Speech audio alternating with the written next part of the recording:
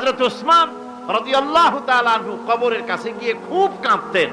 সাহাবায়ে কেরাম প্রশ্ন করেছেন, হুজুর, রাসূল করিম সাল্লাল্লাহু আলাইহি ওয়াসাল্লাম যখন জান্নাত ও জাহান্নামের ওয়াজ করেন তখনও তো এত বেশি আপনি কাঁদেন না, যত বেশি কাঁদেন কবরের কাছে এসে, কারণ কি?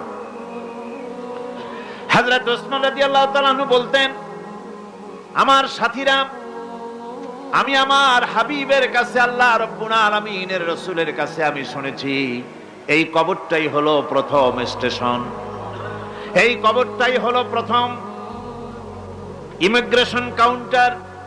এই জায়গায় যদি কেউ ধরা পড়ে যায়, কারো যদি চার্জশিট হয়ে যায়, সব জায়গায় ধরা পড়ে যাবে, হাসরে মিজানে সিরাতে কোনো জায়গায় নাজাত পাবে না। আর এই কবরটা যদি কেউ মুক্তি পেয়ে যায়, মিজান সিরাত হাসর সব জায়গা থেকে আল্লাহ তারে ভালোভাবে পার করে দিবেন।